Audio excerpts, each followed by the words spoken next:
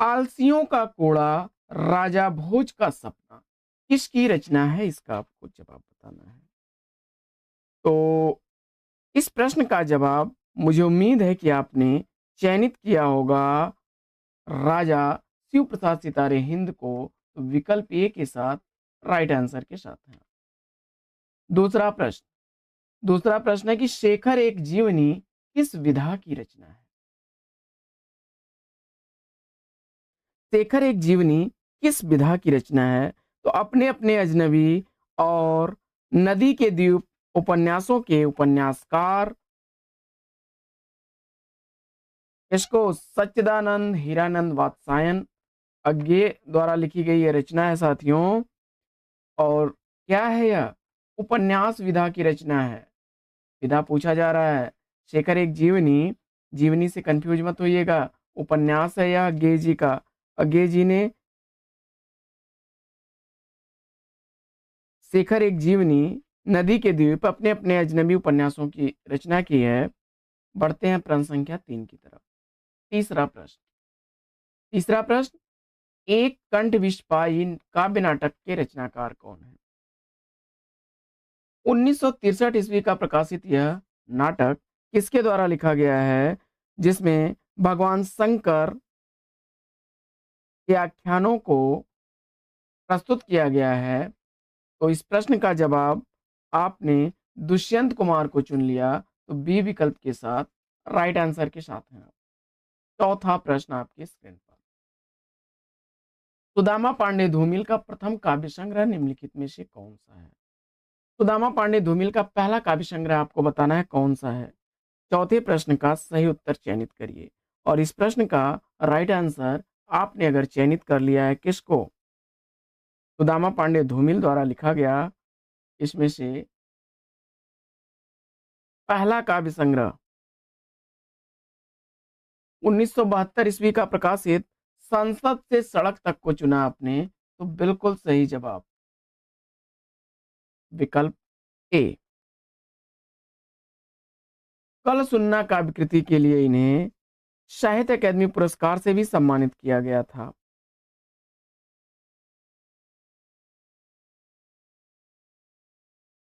प्रश्न संख्या 5, निम्नलिखित कवियों में से कौन साठोत्तरी एवं समकालीन कवि नहीं है? निम्नलिखित कवियों में से कौन साठोत्तरी एवं समकालीन कवि नहीं है? पांचवें प्रश्न का सही जवाब चयनित करिए। और इस प्रश्न का सही उत्तर,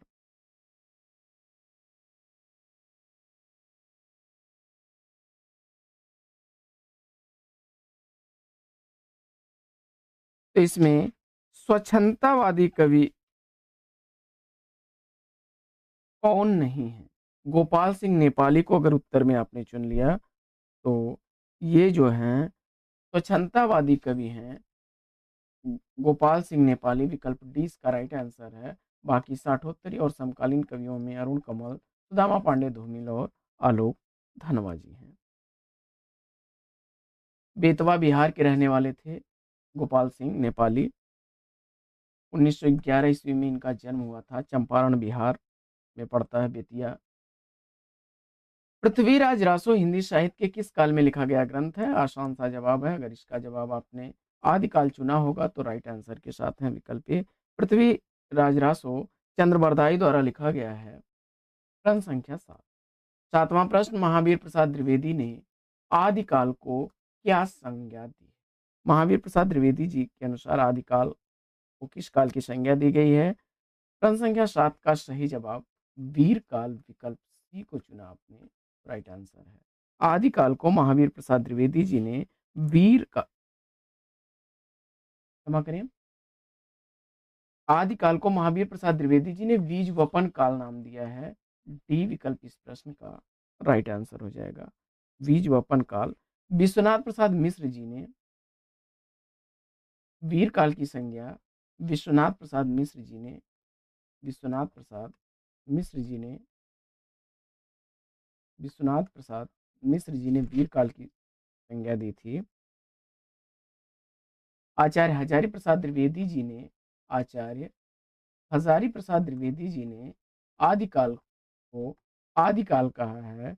वहीं रामकुमार वर्मा ने, डॉक्टर रामकुमार वर्मा जी ने, रामकुमार वर्मा जी ने चारण काल कहा है। प्रश्न संख्या 8, आठवां प्रश्न, काफी इंपॉर्टेंट प्रश्न, कि अमीर खुसरो का वास्तविक नाम क्या था? अमीर खुसरो का वास्तविक नाम पूछा जा रहा है आपसे।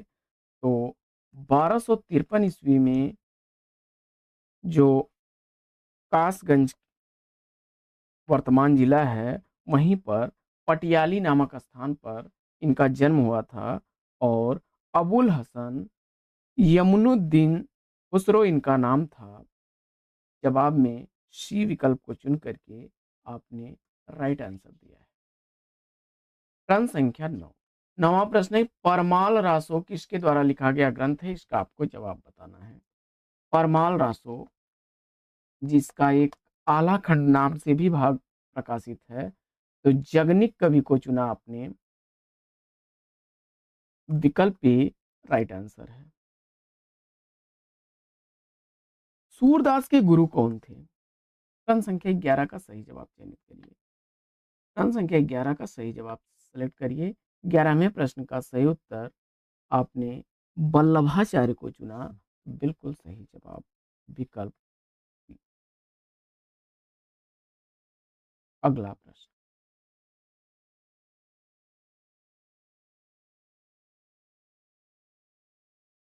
12वां प्रश्न है कि इनमें से कौन भक्तकालीन कवि नहीं है? 12वें प्रश्न का जवाब बताइए, इनमें से कौन भक्तकालीन कवि नहीं है? सूरदास, तुलसीदास, कबीरदास, ये तीनों लोग भक्ति काल के कवि हैं, जबकि रीति सिद्ध काव्य धारा के कवि, रीति सिद्ध काव्य धारा के कवि हैं बिहारी, रीतकालीन कवि हैं। ये विकल्प इस प्रश्न का बिल्कुल सही जवाब।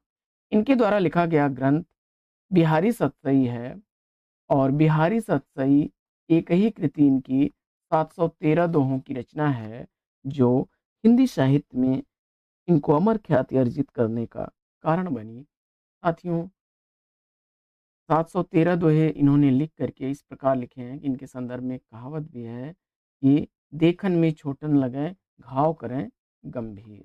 सतसैया के दोहरे ज्यों नाविक के तीर, देखन में छोटन लगे, घाव करें गंभीर। और सबसे ज्यादा टीका भी इनकी इसी रचना पर लिखी गई हैं। अगला प्रश्न है, कबीर की भक्ति का स्वरूप क्या है? कबीर की भक्ति का स्वरूप पूछा जा रहा है। तो कबीर की जो रचनाएं हैं, उसको बीजक नाम से संग्रहित किया गया, जिनकी अगर भाषा की बात की जाए तो पंचमेल खिचड़ी भाषा या सदुक्कड़ी भाषा में जिन्होंने रचनाएं लिखी, और निर्गुण काव्य परंपरा का प्रतिष्ठित कवि ने माना जाता है। विकल्प डी इसका राइट आंसर है। निर्गुण भक्ति इनकी थी। प्रश्न संख्या 14, पद्मावत महाकाव्य कौन सी भाषा में लिखा गया ग्रंथ है? पद्मावत 1540 ईस्वी में लिखा गया मलिक मोहम्मद जैसी द्वारा यह ग्रंथ अवधी भाषा का ग्रंथ है। बी विकल्प इसमें राइट आंसर है। इसमें चित्तौड़ के राजा रतन सेन और सिंघल की राजकुमारी पद्मावती के विवाह और उसके बाद के चित्रण दर्शाया गया है। अगला प्रश्न, प्रश्न संख्या 15, दुल्हन गावहु मंगलाचार, हमारे घर आए राजा राम भरतार। यह काव्य पंक्तियां किसकी हैं? तो ध्यान दीजिएगा, यह पंक्तियां निर्गुण ब्रह्मोपासक कबीरदास को चुना आपने। बी विकल्प बिल्कुल सही जवाब। आगे, निम्न में से रीतकालीन कवि कौन है? रीतकाल के कवि तो प्रसाद, पंत और निराला छायावाद के स्तंभों में गिने जाते हैं। महादेवी वर्मा छायावादी कवि हैं। बिहारी रीत सिद्ध काव्य धारा के कवि हैं। सी विकल्प राइट आंसर। अगला प्रश्न, प्रश्न संख्या 17, 17वां प्रश्न, वैदेही वनवास का रचनाकार पूछा जा रहा है। वैदेही वनवास, चोखे चौपदे, चुपते चौपदे, रस कलश प्रेम प्रपंच, कर्मवीर प्रेम पुष्पहार, पद्म प्रसून रसिक रस जैसी रचनाओं के रचनाकार अयोध्या सिंह उपाध्याय हरिऔध को चुन करके आपने बिल्कुल सही जवाब दिया है। विकल्प ए के साथ राइट आंसर के साथ है। प्रश्न संख्या 18, 18वां प्रश्न, अति सूदो स्नेह कुमार गुहै, जहाँ नेक सयानप बांक नहीं, तुम कौन दो पाठी पढ़े हो लला, मन ले हो पदे हूँ छटाक नहीं। यह पंक्तियां किसकी हैं? तो इन्हें आचार्य शुक्ल जी ने साक्षात रसमूर्ति भी कहा है। घनानंद उत्तर में आपने चुना, तो डी विकल्प बिल्कुल सही जवाब। प्रश्न संख्या 19, उर्वशी किसकी रचना है? उर्वशी तो हुंकार उर्वशी रसवंती कुरुक्षेत्र रेणुका स्मृति, यह काव्य रचना रामधारी सिंह दिनकर की है। बी विकल्प राइट आंसर। आगे, होरी किस उपन्यास का पात्र है? मुंशी प्रेमचंद द्वारा लिखे गए उपन्यास। अगर गोदान को चुना आपने तो राइट आंसर है दाता दीन, गोपर, झुनिया, सिलिया, प्रोफेसर मेहता, ये लोग गोदान उपन्यास के पात्र हैं। डी विकल्प बिल्कुल सही जवाब। प्रश्न संख्या 21 में निम्न में से सही जोड़ी का चयन करना है।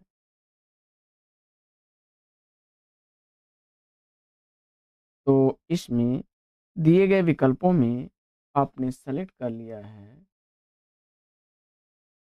सुमित्रा नंदन पंत द्वारा लिखी गई चिदम्बरा कृति को, तो बी विकल्प के साथ राइट आंसर है विकल्प डी। महादेवी वर्मा की रचना है यामा। आगे बढ़ते हैं और देखते हैं अगला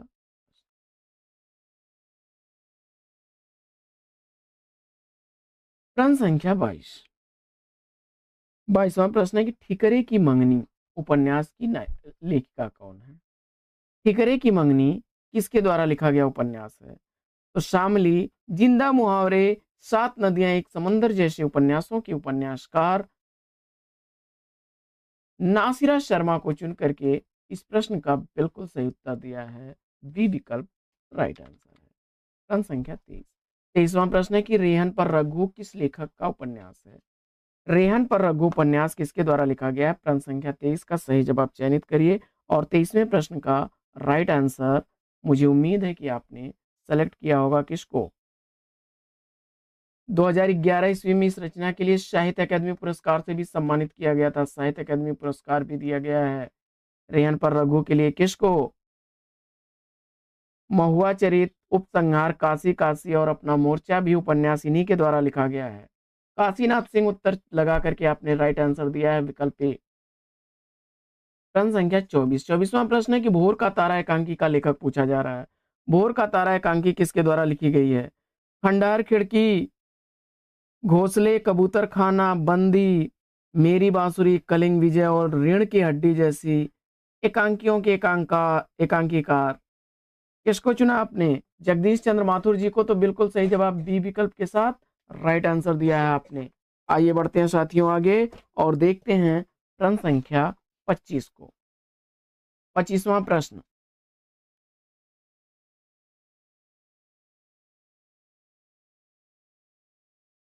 आचरण की सभ्यता निबंध के निबंधकार कौन है? आचरण की सभ्यता निबंध किसके द्वारा लिखा गया है? तो सच्ची वीरता, कन्यादान, पवित्रता, मजदूरी और प्रेम, आचरण की सभ्यता, ये सभी निबंध लिखे गए हैं इसके द्वारा? अध्यापक सरदार पूर्ण सिंह को चुना आपने। बी विकल्प राइट आंसर है। आगे बढ़ते हैं और देखते हैं प्रश्न संख्या 26 को। 26वां प्रश्न है कि किसी ऐतिहासिक, पौराणिक या आकस्मिक घटना का वर्णन कैसा निबंध कहलाता है? तो जवाब में आपने सेलेक्ट कर लिया है विवरणात्मक, विकल्प डी को राइट आंसर के साथ। प्रश्न संख्या 27। 27वां प्रश्न है कि अतीत के चलचित्र किसकी रचना है? अतीत के चलचित्र किसकी रचना है? रेखा चित्र विधा की यह रचना, रेखा चित्र विधा की रचना महादेवी वर्मा की रचना है। ए विकल्प इस प्रश्न का बिल्कुल सही जवाब। प्रश्न संख्या 28। 28वां प्रश्न है कि आनंद कादम्बिनी का संपादक कौन था?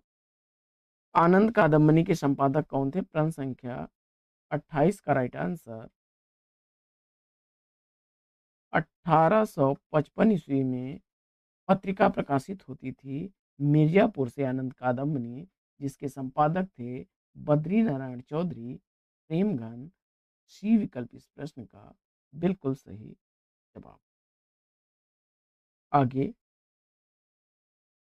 इस महाकाव्य में 16 हैं, रिक्त स्थान में क्या भरा जा सकता है? स्वर्ग, सर्व और शर्व, ये तो भरे नहीं जाएंगे, बल्कि किसी महाकाव्य में सर्ग होते हैं। विकल्प ए को चुन करके इस प्रश्न का बिल्कुल सही उत्तर दिया है। अगला प्रश्न है कि आधुनिक हिंदी गद्य का जन्मदाता किसे माना जाता है? नाटक, निबंध आदि विधाओं के माध्यम से हिंदी गद्य को बढ़ावा देने वाले रचनाकार भारतेंदु हरिश्चंद्र हैं। बी विकल्प इस प्रश्न का सही जवाब।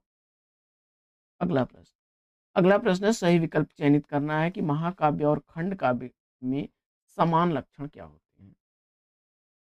देखिए, महाकाव्य हो चाहे खंड काव्य हो, दोनों में ही क्या होना चाहिए?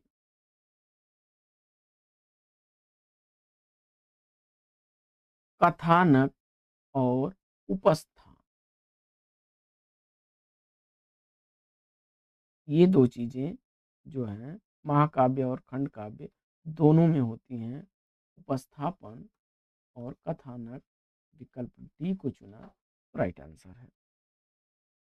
बिना कथा के खंड काव्य या महाकाव्य बेकार है। अगला प्रश्न है कि काव्य में कितने गुण होते हैं? तो मुख्य रूप से माधुर्य, ओज और प्रसाद, 3 गुण काव्य के माने गए हैं। विकल्प डी इसका राइट आंसर है। अगला प्रश्न है कि पंजाब में हिंदी का प्रचार किसने किया?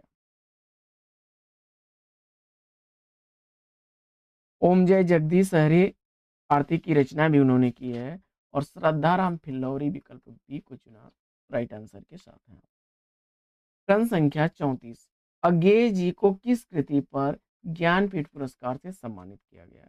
ज्ञानपीठ पुरस्कार 1978 ईस्वी में उनको दिया गया था। उनकी रचना कितनी नावों में कितनी बार के लिए? अगला प्रश्न, प्रगतिशील लेखक संघ का पहला अधिवेशन किस वर्ष हुआ था? तो पहला अधिवेशन 1936 ईस्वी में हुआ था। विकल्प बी इस प्रश्न का राइट आंसर है। प्रेमचंद ने इसकी अध्यक्षता की थी, प्रेमचंद ने। बढ़ते हैं आगे और देखते हैं अगला प्रश्न।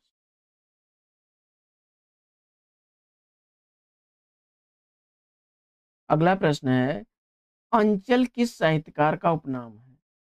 अंचल किस साहित्यकार का उपनाम है? प्रश्न संख्या 36 का सही जवाब। 1915 ईस्वी में फतेहपुर में जन्मे रामेश्वर शुक्ल जी का नाम अंचल उपनाम है। सी विकल्प राइट आंसर। 37वां प्रश्न है कि किस काव्य के लिए कहा गया है कि कथा ऐतिहासिक या लोक प्रसिद्ध होती है? 37वें प्रश्न का राइट आंसर आपने सेलेक्ट कर लिया है महाकाव्य, ए विकल्प को राइट आंसर हो सकता है आपका। अगला प्रश्न है कि लाल कवि की प्रसिद्ध रचना छत्र प्रकाश किस भाषा में लिखी गई है? पन्ना नरेश छत्रपाल के दरबारी कवि थे। लाल कवि, लाल कवि का पूरा नाम गोरेलाल था। गोरेलाल इनका पूरा नाम था। और इनके द्वारा लिखा गया जो छत्र प्रकाश है, इसमें 26 अध्याय हैं और यह बुंदेली भाषा में लिखी गई रचना है। सी विकल्प इस प्रश्न का राइट आंसर है। 26 अध्यायों में विभक्त यह रचना बुंदेली में लिखी गई है। अगला प्रश्न है कि प्रेम सागर किसकी रचना है? ब्रज भाषा में लिखी गई यह रचना किसकी है? लल्लू लाल की। सी विकल्प राइट आंसर है। अगला प्रश्न है कि फोर्ट विलियम कॉलेज की स्थापना का वर्ष पूछा जा रहा है। ध्यान दीजिएगा, यहाँ पर विक्रमी संवत दिया गया है, इसलिए यह ऑप्शन गलत है। और लॉर्ड वेलेजली और जॉन गिल क्राइस्ट की अध्यक्षता में 1800 ईस्वी में मार्केस ऑफ वेलेजली ने 10 जुलाई 1800 ईस्वी को फोर्ट विलियम कॉलेज की स्थापना की थी। तो बी विकल्प इसका सही जवाब। अगला प्रश्न, प्रश्न संख्या 41 है, महादेवी वर्मा को ज्ञानपीठ पुरस्कार किस कृति पर मिला? महादेवी वर्मा को किस रचना के लिए ज्ञानपीठ पुरस्कार से सम्मानित किया गया? 1982 ईस्वी में ज्ञानपीठ पुरस्कार उनकी रचना यामा के लिए उन्हें दिया गया। अगला प्रश्न है कि रामधारी सिंह दिनकर को उनकी किस कृति पर साहित्य अकादमी पुरस्कार से सम्मानित किया गया? रामधारी सिंह दिनकर को उनकी किस रचना के लिए साहित्य अकादमी पुरस्कार से सम्मानित किया गया? मुझे उम्मीद है कि आपने सेलेक्ट कर लिया होगा इसको। संस्कृति के 4 अध्याय 1959 ईस्वी में, विकल्प सी राइट आंसर हो जाएगा। अगला प्रश्न है, आंचलिक रचनाएं किससे संबंधित होती हैं? तो आंचलिक रचनाएं किसी क्षेत्र विशेष से संबंधित होती हैं। विकल्प 20 प्रश्न का राइट आंसर। अगला प्रश्न है कि बुंदेले हर बोलों के मुख हमने सुनी कहानी थी, खूब लड़ी मर्दानी वह तो झांसी वाली रानी थी। प्रस्तुत पंक्तियों का रचनाकार पूछा जा रहा है, तो यह झांसी की रानी लक्ष्मीबाई की वीरता का वर्णन करने वाली पंक्तियां सुभद्रा कुमारी चौहान की हैं। बी विकल्प इस प्रश्न का बिल्कुल सही जवाब। अगला प्रश्न, कौन सी प्राचीन भाषा नहीं है?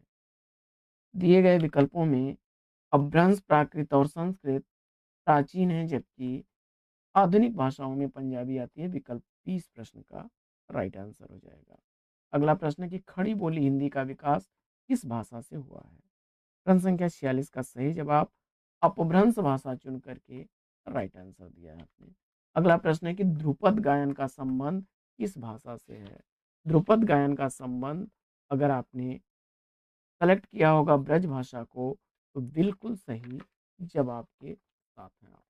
प्रश्न संख्या 48 में प्रश्न है कि निम्न में से कौन सी बोली उत्तर प्रदेश में नहीं बोली जाती है?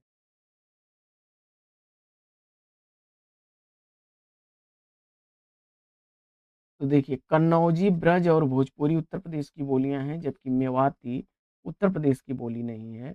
यह राजस्थान और हरियाणा क्षेत्र में बोली जाने वाली है। ए विकल्प इस प्रश्न का राइट आंसर है। अगला प्रश्न है कि कौन सी बोली बिहार की नहीं है? तो मैथिली, मगही, भोजपुरी, ये तीनों बोलियां बिहारी हिंदी के अंतर्गत आने वाली बोलियां हैं। तो जयपुरी को अगर आपने इस प्रश्न का जवाब चुना है, बिल्कुल सही जवाब। ढूढ़ाड़ी या जयपुरी राजस्थानी बोली का हिस्सा है। सी विकल्प इस प्रश्न का राइट है। अगला प्रश्न है कि देवनागरी लिपि की सबसे बड़ी विशेषता इसमें से क्या है? देवनागरी लिपि की सबसे बड़ी विशेषता पूछा जा रहा है। तो इसकी सबसे अच्छी बात यह है कि यह सर्वाधिक वैज्ञानिक लिपि है। एक ध्वनि के लिए एक ही संकेत है। विकल्प डी इस प्रश्न का बिल्कुल सही जवाब है। अगला प्रश्न है कि संघ की राजभाषा हिंदी और लिपि देवनागरी होगी, यह संविधान के किस अनुच्छेद में वर्णित है?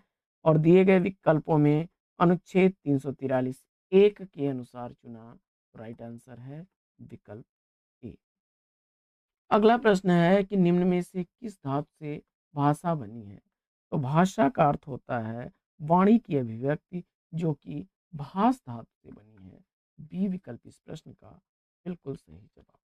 प्रश्न संख्या 53, भारत की संपर्क भाषा कौन सी है? भारत की संपर्क भाषा कौन सी है, इसका आपको जवाब बताना है। और इस प्रश्न का सही जवाब, मुझे उम्मीद है कि आपने सेलेक्ट किया होगा हिंदी को। सी विकल्प राइट आंसर। 54 प्रश्न संख्या है कि इनमें से कौन तार सप्तक के कवि नहीं है? तार सप्तक के कवि इसमें से कौन नहीं है, इसका आपको जवाब बताना है। प्रश्न संख्या 54 का सही जवाब चयनित करिए।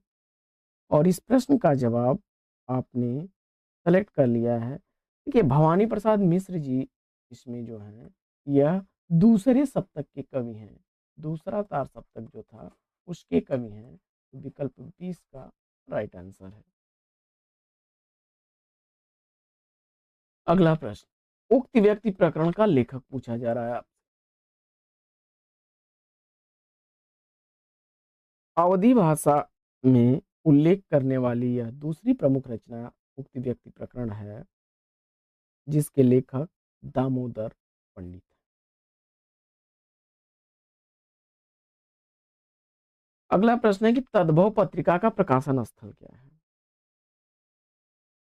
अखिलेश इसके संपादक थे और लखनऊ से प्रकाशित होती थी यह पत्रिका। विकल्प सी इसका राइट आंसर। अगला प्रश्न है कि नीचे दिए गए शब्दों में से किसकी वर्तनी शुद्ध है?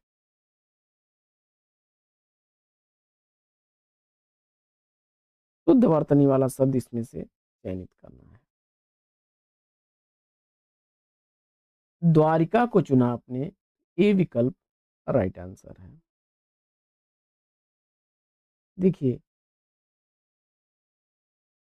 या तो पूज्या होगा, पूजनिया नहीं होता है, पूज्या होता है, या तो होता है पूजनिया।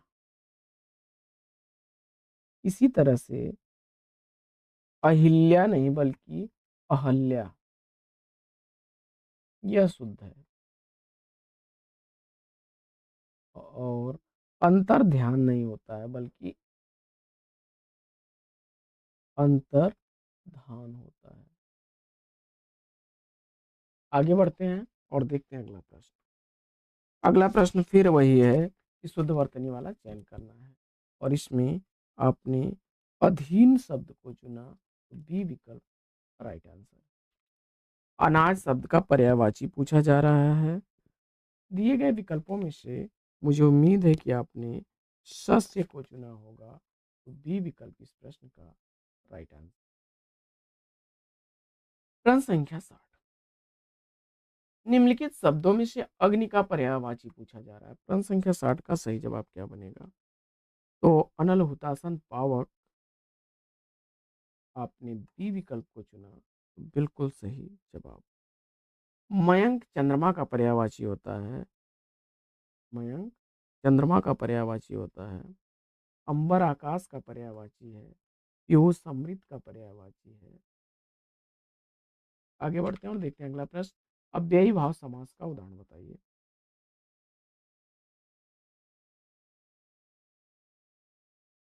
पल पल विकल्प ए को चुना, सही जवाब के साथ है। अगला प्रश्न है कि निम्नलिखित में से अव्यय कौन सा है? दिए गए विकल्पों में से समुच्चय बोधक का उदाहरण एक अव्यय है, तथा विकल्प सी राइट आंसर है। अव्यय साथियों ऐसे शब्द होते हैं जो किसी लिंग वचन पुरुष कारकाद के कारण प्रभावित नहीं होते, उनमें कोई विकार नहीं होता है, अपने मूल रूप में हमेशा वो बने रहते हैं। आगे, उत्पत्ति के आधार पर शब्दों के चार भेद किए गए, निम्नलिखित में से कौन सा भेद गलत है? तो तत्सम, तद्भव, देशज और विदेशी, ये चार होते हैं, जबकि यौगिक और योग ऋण तथा ऋण, ऋण और योग ऋण, ये तीन भेद जो हैं रचना या बनावट के आधार पर होते हैं। रचना या बनावट के आधार पर होते हैं। विकल्प 30 प्रश्न का राइट आंसर।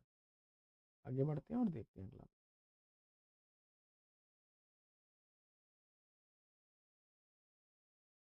अगला प्रश्न है कि स्वरों के उच्चारण में लगने वाले समय को क्या कहते हैं? स्वरों के उच्चारण में जो समय लगता है वह मात्रा कहलाता है। ए विकल्प इस प्रश्न का बिल्कुल सही जवाब। प्रश्न संख्या 65 है कि स्वर किसका भेद है? स्वर किसका भेद है, इसका आपको जवाब बताना है, और इस प्रश्न का सही जवाब आपने वर्णमाला जो है, वर्णमाला आपकी दो भागों में विभक्त है, स्वर और व्यंजन में, तो वर्ण का ही भेद है। विकल्प इसका सही क्या बनेगा? अगला प्रश्न, चूरन किस प्रकार का शब्द है? तो चूरन का तत्सम चूर्ण होता है, तो यह तद्भव शब्द है। विकल्प 30 का राइट आंसर है।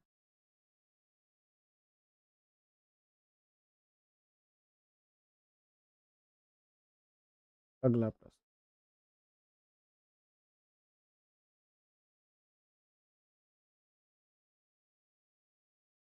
अगला प्रश्न है कि वर्णित छंदों में गण कितने प्रकार के होते हैं?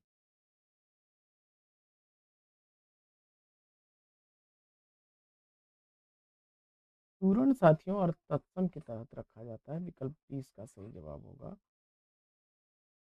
चूर्ण से चूना बनता है और चूना चूर्ण के बीच की प्रक्रिया है, यह अर्ध तत्सम है।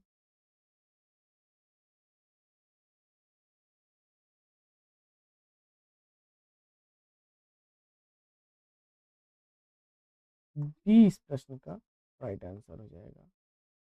आगे बढ़ते हैं और अगला प्रश्न है कि वर्णित छंदों में गण कितने प्रकार के होते हैं? तो गणों की संख्या 3 वर्णों को मिला करके बनती है। 3 वर्णों को मिला करके 8 एक गण बनता है। एक गण बनता है और इस हिसाब से 8 गण होते हैं। इनको याद करने का एक सूत्र है, य माता राजभान सलगा। य माता राजभान सलगा। य से यगण, म से मगण, त से तगण, र से रगण, ज से जगण, भ से भगण, न से नगण और स से सगण। इस तरह से 1 2 3 4 5 6 7 और 8 भेद हैं। अगला प्रश्न है कि निम्न में से सममात्रिक छंद का उदाहरण पूछा जा रहा है। प्रश्न संख्या 68 का सही जवाब। चौपाई को चुना आपने, तो बिल्कुल सही जवाब विकल्प सी। अगला प्रश्न है कि दिए गए विकल्पों में से अनुप्रास अलंकार का उचित उदाहरण पहचानिए। अनुप्रास अलंकार का उचित उदाहरण पूछा जा रहा है। प्रश्न संख्या 69 का सही जवाब। कानन कठिन भयंकर भारी में विकल्प बी को चुन लिया आपने, राइट आंसर है। अगला प्रश्न, चारु चंद की चंचल किरणें खिल रही थी जल थल में, इसमें अलंकार पूछा जा रहा है आपसे। यहाँ पर च वर्ण की आवृत्ति हो रही है और अनुप्रास को चुन करके राइट आंसर दिया आपने। अगला प्रश्न है कि अथातो घुमक्कड़ जिज्ञासा किस विधा से संबंधित रचना है? राहुल सांकृत्यायन द्वारा लिखी गई 1949 ईस्वी की यह यात्रा साहित्य यात्रा वृतांत रचना है। सी विकल्प इस प्रश्न का राइट आंसर। आगे बढ़ते हैं और देखते हैं अगला प्रश्न। प्रश्न संख्या 73। प्रश्न संख्या 72 है कि निम्नलिखित में से किस भाषा को संविधान की अष्टम सूची में सम्मिलित नहीं किया गया है? तो इसमें से छत्तीसगढ़ी विकल्प डी को चुना, तो राइट आंसर है। 1992 ईस्वी में कोंकणी को जोड़ा गया था, मणिपुरी को जोड़ा गया था और नेपाली को जोड़ा गया था। 2003 के संशोधन में बोडो, मैथिली, डोंगरी इनको रखा गया था। अगला प्रश्न है कि संशय आत्मा किस कवि की रचना है? संशय आत्मा कृति के लिए साहित्य अकादमी पुरस्कार भी 2006 ईस्वी में दिया गया था और जवाब में आपने सेलेक्ट कर लिया है ज्ञानेंद्र पति को, राइट आंसर के साथ। अगला प्रश्न है कि निम्नलिखित में से कौन सा शब्द पुल्लिंग है, इसका आपको जवाब बताना है। प्रश्न संख्या 74 का सही जवाब। बोझा शब्द विकल्प सी को चुना, तो राइट आंसर है। कढ़ी, चील, सरसों स्त्रीलिंग शब्द है। अगला प्रश्न है कि निम्नलिखित विकल्पों में से एक वचन शब्द कौन सा है? प्रश्न संख्या 75 का सही जवाब। नदी विकल्प बी को चुना, तो राइट आंसर है आपका। आगे बढ़ते हैं और देखते हैं अगला प्रश्न। अगला प्रश्न है कि अनेकार्थक शब्द कृष्ण के लिए निम्न में से गलत विकल्प का चयन कीजिए। प्रश्न संख्या 76 का सही जवाब। देखिए, कृष्ण का अर्थ काला भी होता है, श्याम भी होता है और मधुसूदन भी होता है, लेकिन कौनते यह कुंती के पुत्र अर्जुन के लिए प्रयुक्त होता है। अर्जुन के लिए तो विकल्प 20 प्रश्न का राइट आंसर हो जाएगा। अगला प्रश्न है कि भरत मुनि ने रस सूत्र का विवेचन अपने किस ग्रंथ में किया है? प्रश्न संख्या 77 का सही जवाब आपने सेलेक्ट कर लिया किसको? नाट्यशास्त्र बी विकल्प को तो राइट आंसर है। अगला प्रश्न है कि पराजय में उपसर्ग है। पराजय में उपसर्ग पूछा जा रहा है। पहला प्रश्न, मिट्टी की बारात किसकी रचना? मिट्टी की बारात किसकी रचना है, इसका आपको जवाब बताना है। जीवन के गान, विंध्य हिमांचल, विश्वास बढ़ता गया, कटे अंगूठे के वंदनवार जैसी रचनाओं के रचनाकार शिव मंगल सिंह सुमन को चुन करके आपने बिल्कुल सही जवाब दिया है। आपने 1916 ईस्वी में इनका जन्म उत्तर प्रदेश के उन्नाव जिले में हुआ था। दूसरा प्रश्न, प्रश्न संख्या 2 है कि सन 2019 ईस्वी का व्यास सम्मान किसे प्रदान किया गया? 2019 ईस्वी का व्यास सम्मान किसे प्रदान किया गया, इसका आपको जवाब बताना है। दूसरे प्रश्न का सही जवाब चयनित करिए और मुझे उम्मीद है कि आपने इस प्रश्न का राइट आंसर किसको चुना? कागज की नाव कृति के लिए कागज की नाव कागज की नाव इस रचना के लिए व्यास सम्मान से सम्मानित किया गया था सन 2019 में। किसको? नासिरा शर्मा को। सी विकल्प इस प्रश्न का बिल्कुल सही जवाब।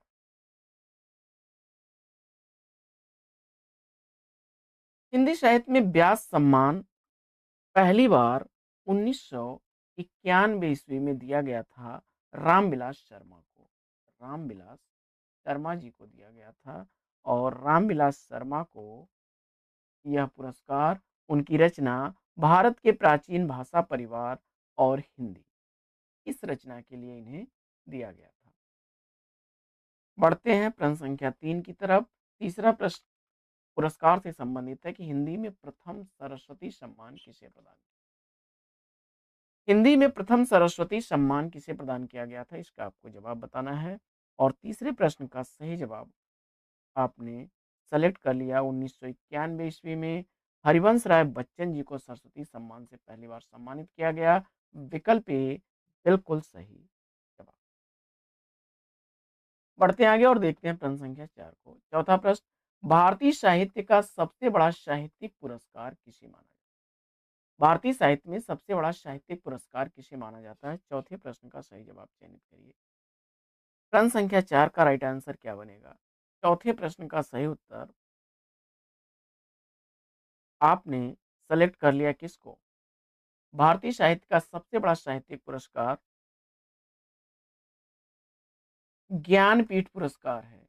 ज्ञानपीठ पुरस्कार विकल्प बी राइट आंसर है इसका। 8वीं अनुसूची में वर्णित 22 भाषाओं के लिए यह पुरस्कार दिया जाता है। संविधान की 8वीं अनुसूची में जो 22 भाषाएं सम्मिलित हैं उसके लेखन कार्य के लिए साहित्यकारों को दिया जाता है ज्ञानपीठ पुरस्कार। प्रश्न संख्या 5, बतूता का जूता, लाख की नाक, महंगू की टाई किसकी रचना है? मुझे उम्मीद है कि आपने प्रयोगवादी कवि सर्वेश्वर दयाल सक्सेना जी को इसका जवाब चुना होगा। विकल्प ए इस प्रश्न का बिल्कुल सही जवाब। बस्ती जनपद के उत्तर प्रदेश में जन्मे थे और इन्होंने जो जो नामक बाल साहित्य की भी रचना की है। वहीं भाव भाव, महंगू की टाई और बतूता का जूता ये रचनाएं सब सर्वेश्वर दयाल सक्सेना। छठवां प्रश्न है, कवि और उसकी रचना का कौन सा जोड़ा सही नहीं है, इसका आपको जवाब बताना है। कवि और उनकी रचना का कौन सा जोड़ा इसमें से सही नहीं है? छठवें प्रश्न का सही जवाब चयनित करिए और मुझे उम्मीद है कि इस प्रश्न का सही उत्तर आपने किसको चुना?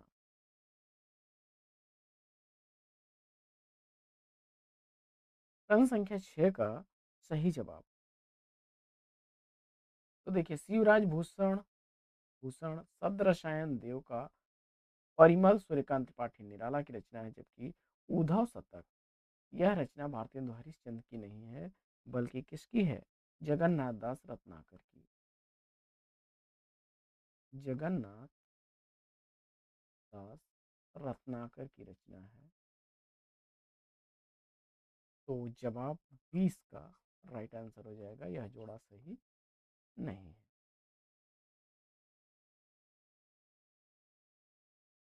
अगला प्रश्न है कि निम्नलिखित कवियों में से गांधी जी ने किस कवि को राष्ट्र कवि का सम्मान दिया?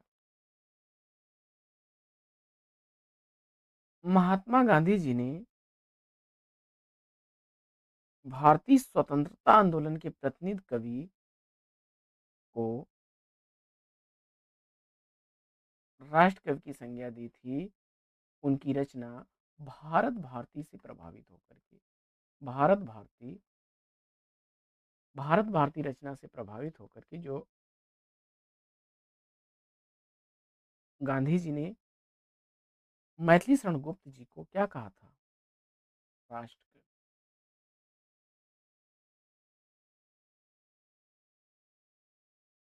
तो विकल्प सी इस प्रश्न का बिल्कुल सही जवाब। आठवां प्रश्न, व्यास पुरस्कार से सम्मानित उपन्यास न भूतो न भविष्यति के लेखक कौन है? व्यास सम्मान से सम्मानित उपन्यास न भूतो न भविष्यति का लेखक पूछा जा रहा है, और प्रश्न संख्या 8 का सही जवाब, मुझे उम्मीद है कि आपने सेलेक्ट किया होगा इसको, नरेंद्र कोहली को। ये विकल्प बिल्कुल सही जवाब। व्यास सम्मान बिरला फाउंडेशन द्वारा दिया जाता है, और 2012 ईस्वी में इन्हें न भूतो न भविष्यत के लिए व्यास सम्मान से सम्मानित किया गया था। आगे बढ़ते हैं और देखते हैं अगला प्रश्न।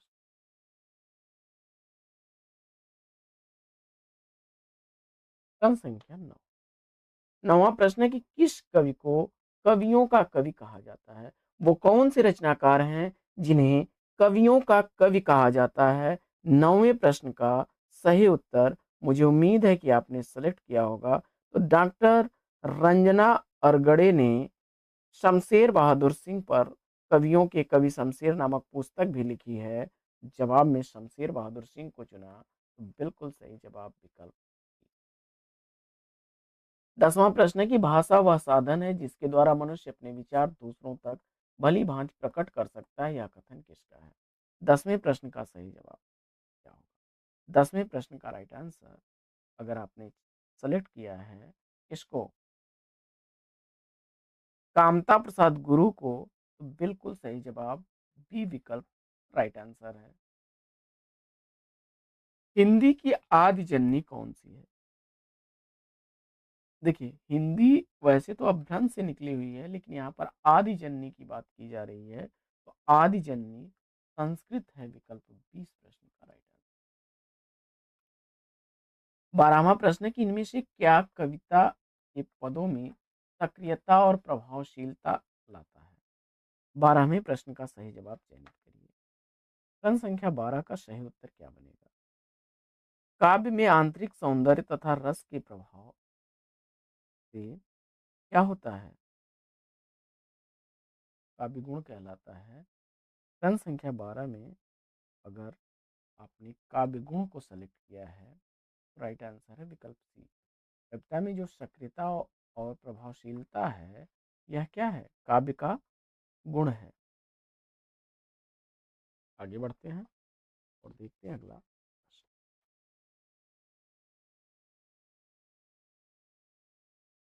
धर्मयुग पत्रिका के यशस्वी संपादक पूछा जा रहा है, और मुझे उम्मीद है कि इस प्रश्न का जवाब धर्मवीर भारती को चुना आपने, डी विकल्प बिल्कुल सही जवाब।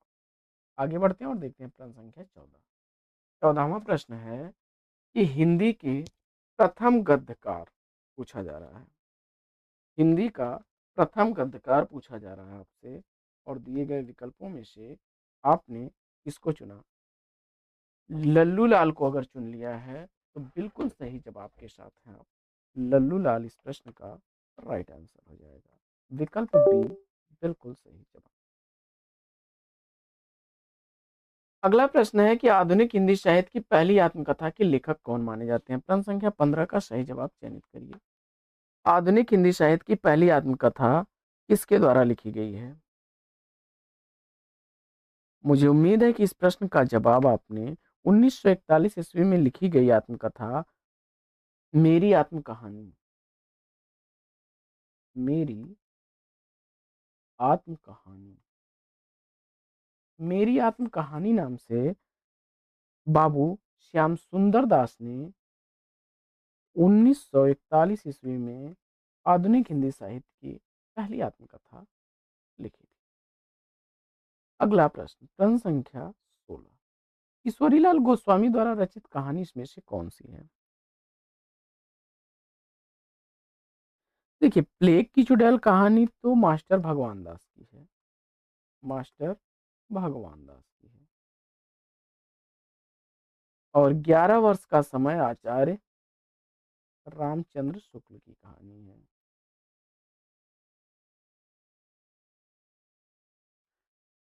और पंडित पंडितानी गिरजा दत्त वाजपेयी की है, गिरजा दत्त वाजपेयी की। दिए गए विकल्पों में इंदुमती को चुन करके इस प्रश्न का राइट आंसर दिया है आपने। प्रश्न संख्या 17 है कि भारतेंदु हरिश्चंद्र का कौन सा नाटक बांग्ला भाषा में अनुदित है? भारतेंदु हरिश्चंद्र द्वारा लिखा गया इसमें बांग्ला भाषा से अनुदित नाटक विद्या सुंदर है। सी विकल्प बिल्कुल सही जवाब।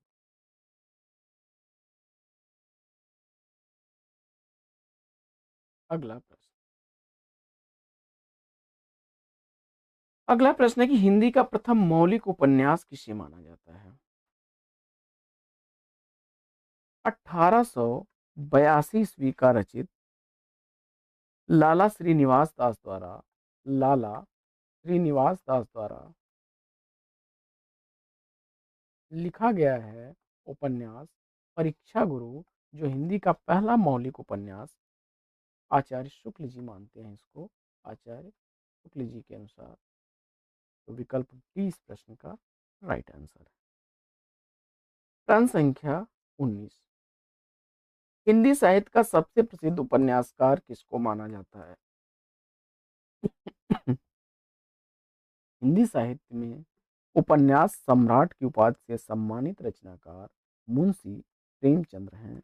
सी विकल्प इस प्रश्न का बिल्कुल सही जवाब। झूठा सच किसके द्वारा लिखी गई रचना है? देशद्रोही, दादा कामरेड, अमिता, मनुष्य के रूप में तेरी मेरी उसकी बात, दिव्या जैसे उपन्यासों की रचना करने वाले रचनाकार यशपाल को चुना आपने, तो बिल्कुल सही जवाब। अगला प्रश्न, प्रश्न संख्या 21 है कि हरी घास पर क्षण भर किस कवि का काव्य संग्रह है? हरी घास पर क्षण भर किस कवि का काव्य संग्रह है, इसका आपको जवाब बताना है। प्रश्न संख्या 21 का सही जवाब अगर आपने चुन लिया है, देखिए, बावरा हेरी, इत्यलम चिंता, पहले मैं सन्नाटा बुनता हूँ, सागर मुद्रा जैसी रचनाओं के रचनाकार अज्ञेय जी को, यानी सच्चिदानंद हीरानंद वात्स्यायन अज्ञेय जवाब चुन करके इस प्रश्न का राइट आंसर दिया है। अगला प्रश्न है, मैथिली शरण गुप्त का संबंध आधुनिक काल के किस युग से है? मैथिली शरण गुप्त जी का संबंध आधुनिक काल के किस युग से है? प्रश्न संख्या 22 का सही जवाब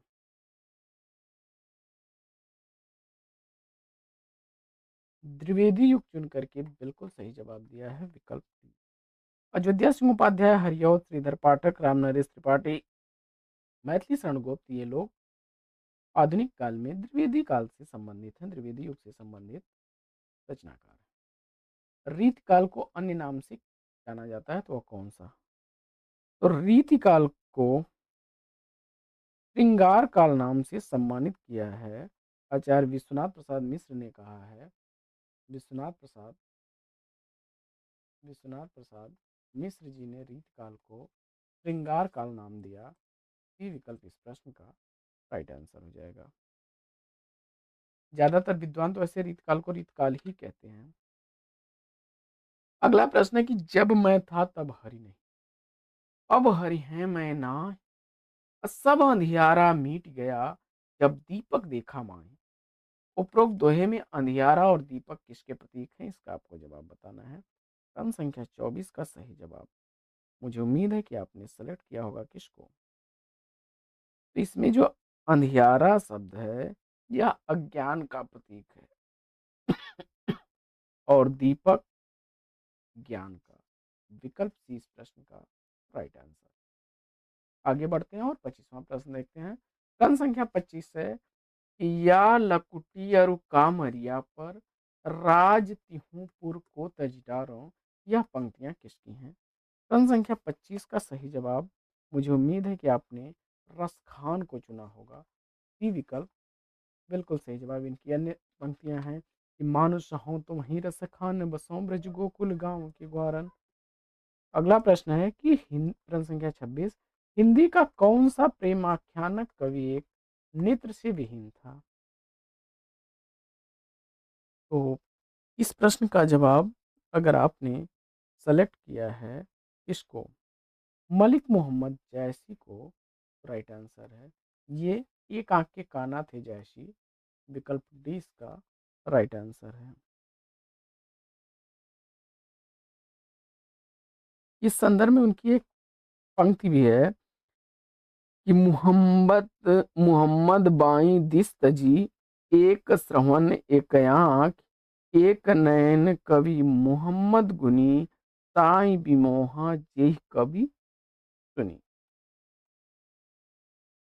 अगला प्रश्न है कि निम्नलिखित में से कौन ज्ञानाश्रयी शाखा के कवि हैं? इसका आपको जवाब बताना है। प्रश्न संख्या 27 का सही जवाब, ज्ञानाश्रयी शाखा के प्रमुख कवि कौन हैं? कबीर दास उत्तर चुन करके बिल्कुल सही जवाब दिया है। विकल्प सी, कबीर दास ज्ञानाश्रयी शाखा के कवि हैं।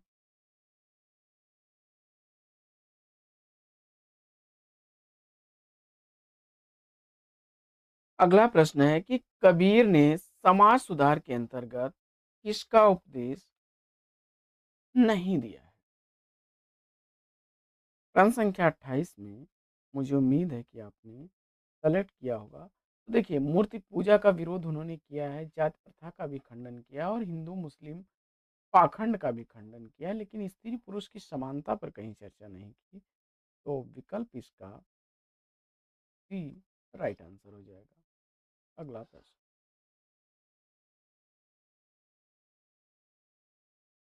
अगला प्रश्न है कि निम्नलिखित में से कौन अष्टछाप के कवि हैं? आप जानते हैं कि विठल नाथ ने 4 अपने और 4 वल्लभाचार्य के शिष्यों को मिला करके अष्टछाप की स्थापना की थी। तो इसमें विद्यापति को अगर चुना आपने तो राइट आंसर के साथ है विकल्प डी।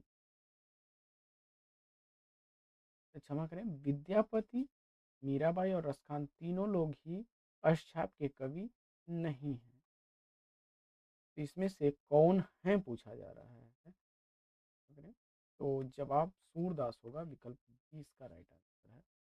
देखिए, अष्टछाप का कवि पूछा जा रहा है और इसमें आप जानते हैं कि अष्टछाप के कवियों में कुंभन दास, सूरदास, परमानंद दास, कृष्णदास, गोविंद स्वामी, नंददास, छित स्वामी और चतुर्भुज दास, ये 8 लोग शामिल थे। तो बी विकल्प राइट आंसर हो जाएगा।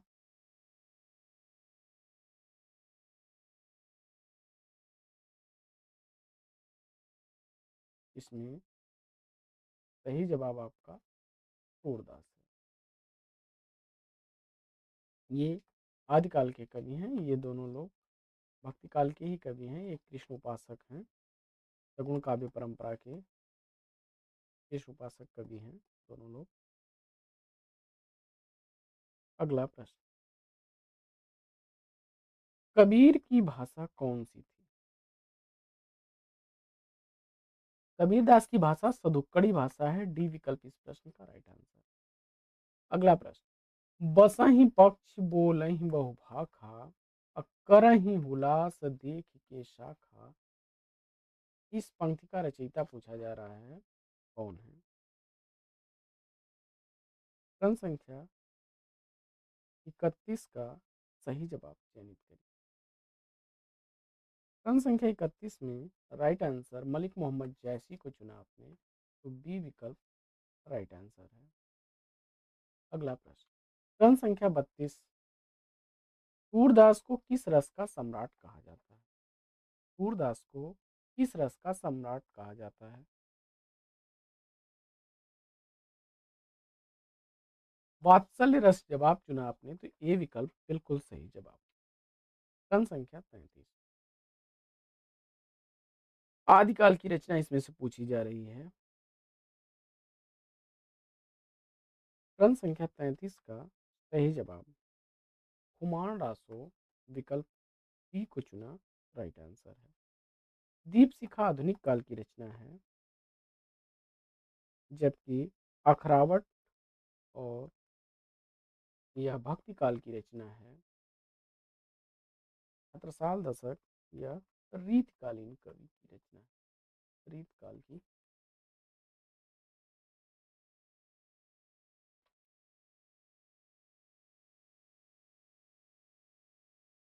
अगला प्रश्न है कि हिंदी शब्द सागर का प्रकाशन किस संस्था ने किया था? 16 जुलाई 16 जुलाई 1893 ईस्वी को हिंदी शब्द सागर का प्रकाशन वाराणसी से नागरी पिचानी सभा द्वारा किया गया। बी विकल्प इस प्रश्न का बिल्कुल सही जवाब। अगला प्रश्न है कि किस साहित्य इतिहास के लेखक ने काल विभाजन में कवियों के नाम का सर्वाधिक उपयोग किया है? प्रश्न संख्या 35 का सही जवाब, मुझे उम्मीद है कि आपने सेलेक्ट किया होगा, 5000 कवियों का उल्लेख मिस्र बंधुओं ने किया था लगभग। विकल्प ए राइट आंसर।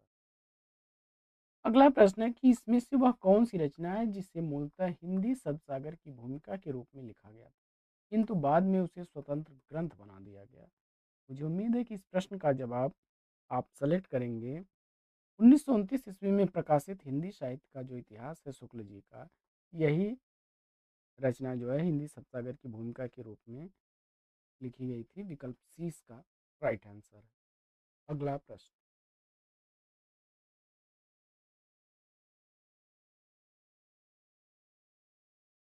अगला प्रश्न है, इस्तवार दला लिटरेत्यूर इंदुई ए हिंदुस्तानी नामक हिंदी साहित्य के इतिहास ग्रंथ का लेखक पूछा जा रहा है। फ्रेंच भाषा में लिखा गया यह ग्रंथ किसका है? गारसा द तासी का, जिसे पहला इतिहास ग्रंथ भी माना जाता है। अगला प्रश्न है कि पंडित बनारसी दास द्वारा लिखित हिंदी की पहली आत्मकथा का नाम क्या है? अर्धकथानक, अर्धकथानक विकल्प ए इस प्रश्न का राइट आंसर हो जाएगा। 1641 ईस्वी इस आत्मकथा का प्रकाशन हुआ। आगे बढ़ते हैं और देखते हैं अगला प्रश्न। निम्नलिखित में से कौन सा निबंध हजारी प्रसाद द्विवेदी जी का नहीं है? अशोक के फूल, विचार प्रवाह और कुटज हजारी प्रसाद द्विवेदी जी का निबंध है, जबकि वृत्ति विचार सुखदेव मिश्र का है।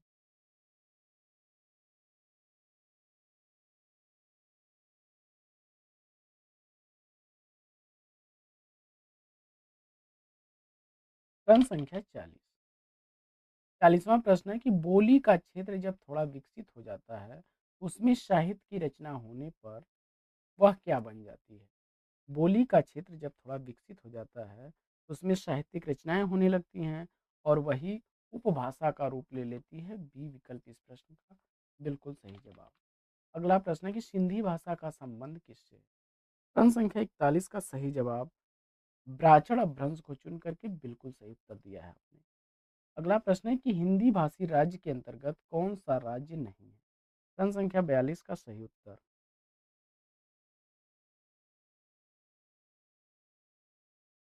देखिए, इसमें महाराष्ट्र जो है यहाँ की मराठी भाषा है, विकल्प बी को चुना, राइट आंसर है। बाकी उत्तर प्रदेश, बिहार, झारखंड, छत्तीसगढ़, हिमाचल प्रदेश, उत्तराखंड हिंदी भाषी राज्यों के अंतर्गत आते हैं।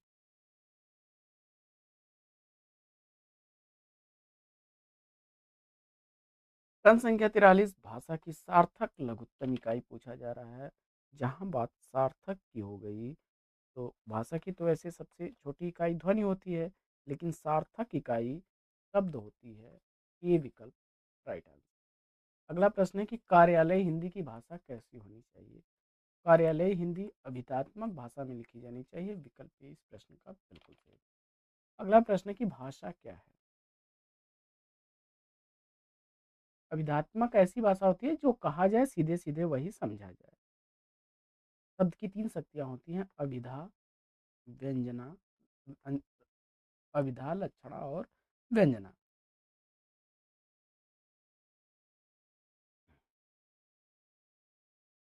अगला प्रश्न है कि भाषा है, भाषा क्या है? भाषा अर्जित की जाती है, अर्जित संपत्ति है, विकल्प ए राइट आंसर। अगला प्रश्न है कि निम्नलिखित में से कौन सा वर्ण द्विगुण व्यंजन के अंतर्गत आता है? और इस प्रश्न का जवाब ढ़ और ढ़, विकल्प सी को चुना तो राइट आंसर है। अगला प्रश्न है कि पंवारी इसमें से किस बोली से संबंधित है?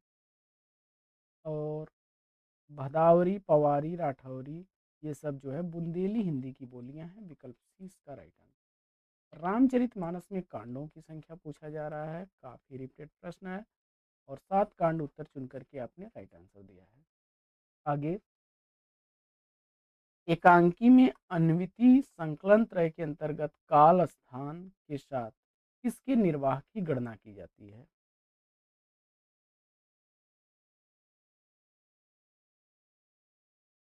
काल स्थान के साथ कार्य की गणना होती है, विकल्प बी राइट आंसर। अगला प्रश्न है कि जयशंकर प्रसाद द्वारा लिखी गई उर्वशी किस विधा की रचना? देखिए, हुंकार उर्वशी, उर्वशी नाम से रचना जयशंकर प्रसाद के अलावा रामधारी सिंह दिनकर की भी है, लेकिन जयशंकर प्रसाद वाली जो उर्वशी है वह चंपू काव्य है, डी विकल्प इस प्रश्न का राइट आंसर। अगला प्रश्न है, अपभ्रंश का मुख्य छंद पूछा जा रहा है। अपभ्रंश का मुख्य छंद, प्रश्न संख्या 51 का सही जवाब दोहा, विकल्प ए को चुना तो राइट आंसर। आगरा का बोली क्षेत्र ब्रज भाषा, विकल्प सी को चुना तो बिल्कुल सही जवाब। मथुरा, अलीगढ़, आगरा ये सब ब्रज मंडल के अंतर्गत आने वाले हैं। परमात्म प्रकाश का रचनाकार कई बार रिपीट हुआ है और योगींद्र या जोइंदु, विकल्प बी को चुना तो राइट आंसर है। अगला प्रश्न है कि सजन सकारे जाएंगे नैन मरेंगे रोए, अब विधना ऐसी रैन कर की भोर कबहू न होए। यह पंक्ति किसकी है? अमीर खुसरो उत्तर चुन करके बिल्कुल सही उत्तर दिया है आपने।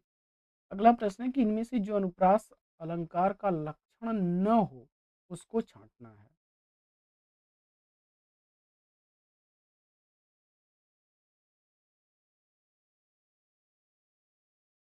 तो पंक्ति की संपूर्णतया आवृत्ति नहीं होती है, बाकी शब्द के प्रारंभ अथवा अंतों में वर्णों की आवृत्ति होती है, या अनेक वर्णों की आवृत्ति होती है, एक ही उच्चारण स्थान पर बोले जाने वर्णों की भी आवृत्ति होती है।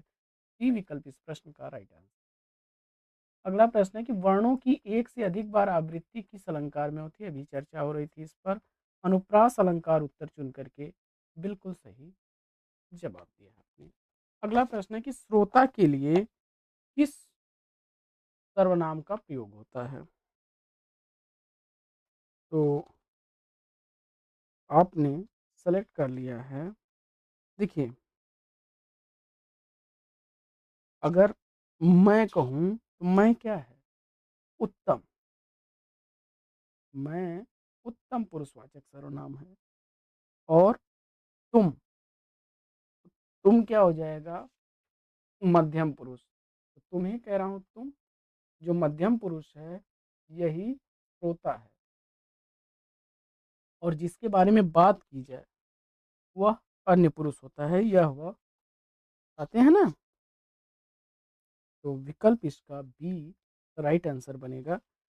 इसको याद रखने का सबसे आसान तरीका है, मैं उत्तम हूँ भैया, तुम मध्यम हो, और बचे हुए अन्य हैं, यह वह। बी विकल्प राइट आंसर। अगला प्रश्न है कि बालक इस पुस्तकालय में पढ़ रहा है, कैसी क्रिया है? तो इसमें सकर्मक क्रिया है, विकल्प डी इसका राइट आंसर है। जिस क्रिया का कर्म होगा वो सकर्मक होगी। शुद्ध वर्तनी वाला शब्द चयनित करना है। अनधिकृत विकल्प डी को चुना तो राइट आंसर है। अगला प्रश्न है कि इनमें से गलत वर्तनी किसकी है? तो इसमें गलत वर्तनी आपकी होगा अधीन। अधीन नहीं बल्कि अधीन होता है, तो विकल्प ए राइट आंसर हो जाएगा। अगला प्रश्न है कि निम्नलिखित में से कौन सा संचारी भाव नहीं है? जवाब में भक्ति आपने चुना तो डी विकल्प राइट आंसर। विद्वानों ने इसे रस की संज्ञा दी है। धीरे धीरे में समास पूछा जा रहा है। प्रश्न संख्या 62 में सही जवाब आपने अव्ययी भाव सेलेक्ट किया तो राइट आंसर हो जाएगा। बढ़ते आगे और देखते हैं अगला प्रश्न।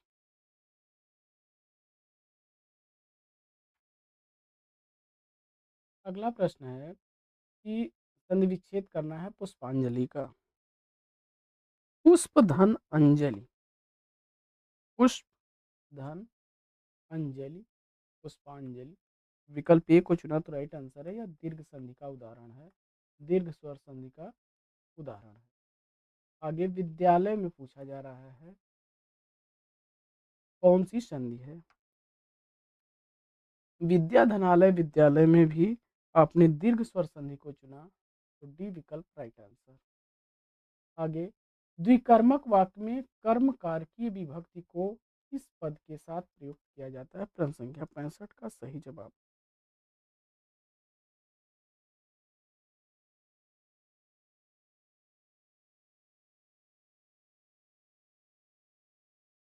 वो शब्द जो है वह किसके साथ प्रयोग होगा?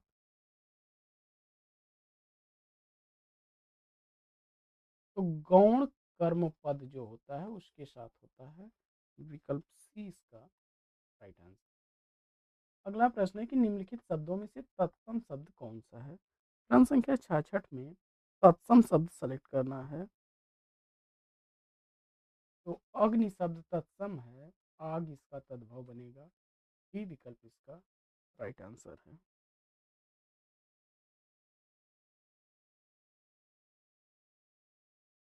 देखिए, यूथ का बनता है जत्था, तपस्वी का बनता है तपसी, और स्तोक का बनता है थोड़ा। स्तोक जो है यह तत्सम है, तपस्वी इसका तपस्वी तत्सम है, और यूथ जत्था। आगे आंसू का तत्सम रूप कौन सा है? क्रम संख्या 67 में अश्रु चुन करके आपने राइट आंसर दिया। अगला प्रश्न है कि जब पानी बरसता है तब मेढक बोलते हैं में जब पानी बरसता है कैसा वाक्य है?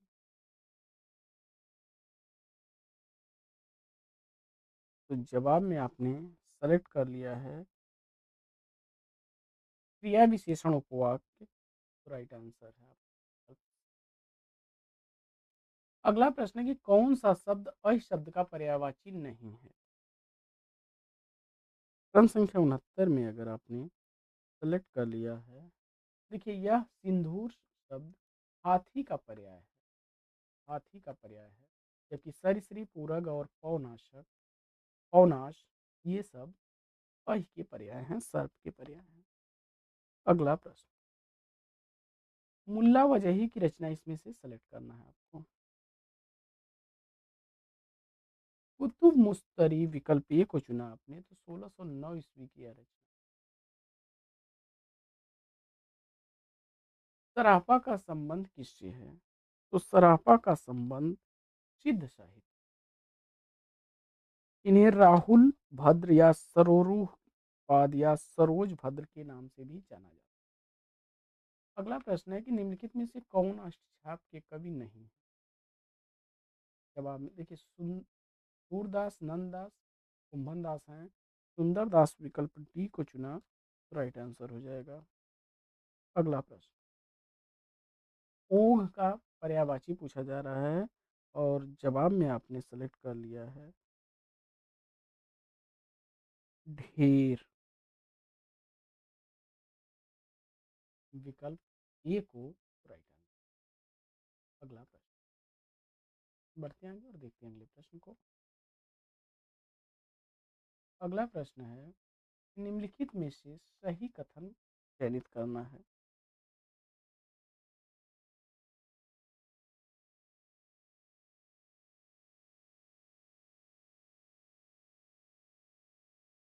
उलाला जो है वह कैसा छंद है?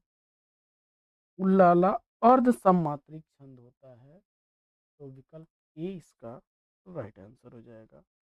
इसमें जो है विषम चरणों में 15-15 मात्राएं होती हैं, विषम चरणों में, और इसके सम चरणों में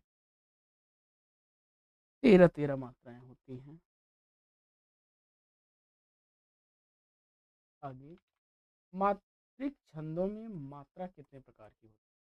क्रम संख्या 75 में अगर मुझे उम्मीद है कि आपने सेलेक्ट किया होगा 3, तो बिल्कुल सही जवाब।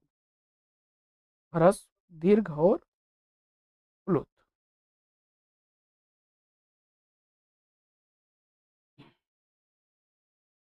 आगे है, 76 से 80 तक के प्रश्न गद्यांश पर आधारित प्रश्न है, सही उत्तर चयनित करना है। तो गद्यांश दिया गया है और इस गद्यांश पर आधारित प्रश्न होंगे। तो पहला प्रश्न देखिए, पहले प्रश्नों को पढ़ लेते हैं। उपर्युक्त गद्यांश का उपयुक्त शीर्षक क्या होगा? दूसरा प्रश्न है कि शैली कौन सी? और तीसरा जो है पूछा जा रहा है एकांकियों का मूल स्वर। और इन प्रश्नों को देखने के बाद अब हम लोग पढ़ते हैं गद्यांश को। राम कुमार वर्मा ने ऐतिहासिक एवं समस्या मूलक एकांकियों की रचना की है। तो उनके एकांकियों का मूल स्वर आदर्शवादी है, प्रेम, सेवा, उदारता, त्याग, बलिदान की भावनाओं से ओतप्रोत। इन ऐतिहासिक एकांकियों में भारत के अतीत गौरव को प्रस्तुत करते हुए राष्ट्रीयता की भावना जगाने का प्रयास किया गया है। समस्या मूलक एकांकियों में वर्मा जी ने शिक्षित मध्यम वर्गीय दंपतियों की अनेक समस्याओं, प्रेम, सेक्स, संदेह, दंभ आदि को कथानक का विषय बनाया है, किंतु उनकी परिणति आदर्श में हुई है, क्योंकि उनकी एकांकियों की नायिकाएं अंततः अपने पति के समान की क्षमा करें, सम्मान की रक्षा करती हुई दिखाई पड़ती हैं। जैसे रेशमिताई की ललिता, एक्ट्रेस एकांकी की नायिका प्रभात कुमारी। अतिशय आदर्शवादिता के कारण वर्मा जी के एकांकी यथार्थ से दूर हो गए जान पड़ते हैं, किंतु एकांकी शिल्प की दृष्टि से वे हिंदी युग प्रवर्तक एकांकीकार माने जाते हैं। आरंभ, कौतूहल, संकलन त्रय, चरम सीमा आदि तत्व उनकी एकांकियों में बड़ी सूक्ष्मता से विद्यमान है। रंगमंचयता एवं अभिनेता के गुणों से भी उनकी एकांकी संपन्न है, तथा उनमें सरसता के साथ साथ शिल्प प्रवणता भी विद्यमान है। प्रस्तुतः एकांकी कला की चरम यौवन पर पहुंचाने का श्रेय राम कुमार वर्मा को ही दिया जाता है। तो अब शीर्षक पूछा जा रहा है, देख सकते हैं आप गद्यांश का सही शीर्षक क्या बनेगा। तो राम कुमार वर्मा की एकांकी अगर इसमें से आप चुन रहे हैं तो बी विकल्प सही हो जाएगा, क्योंकि पूरे गद्यांश में इसका वर्णन हुआ है। आगे उपर्युक्त गद्यांश में प्रयुक्त शैली पूछी जा रही है, तो यहाँ पर आलोचनात्मक शैली दिखाई दे रही है, विकल्प सी इसका सही जवाब हो जाएगा। आगे राम कुमार वर्मा की एकांकियों का मूल स्वर क्या है, तो वह आदर्श से अभी ऊपर हम लोग पढ़ रहे थे, देखिए क्या लिखा है, यथार्थ से दूर हो गए जान पड़ते हैं और अतिशय आदर्शवादिता, यानी यहाँ से आप निकाल लेंगे जवाब आदर्शवादी। विकल्प 20 का राइट आंसर हो जाएगा। आगे बढ़ते हैं और देखते हैं अगला प्रश्न। अगला प्रश्न है कि रंगमंचीयता और अभिनेता की दृष्टि से वर्मा जी की एकांकी कैसी है। वे एकांकी में क्या है, सफल हैं, विकल्प ए इसका राइट आंसर होगा। और अगला प्रश्न है कि वर्मा जी की समस्या मूलक एकांकियों को चित्रण किया गया है, तो वर्मा जी की जो समस्या मूलक एकांकियां हैं उसमें शिक्षित मध्यम वर्गीय दंपतियों की समस्याओं का चित्रण हुआ है, ये विकल्प इसका राइट आंसर। तो साथियों आज की इस पाठचर्या में लेते हैं पर विराम, फिर मिलेंगे आपसे अगले वीडियो में एक नए प्रश्न, एक नया टॉपिक, एक नए अंदाज में। तब तक के लिए लेते हैं आपसे विदा। आपका जीवन मंगलमय हो, बेस्ट विशेष, बेस्ट ऑफ लक। जय हिंद।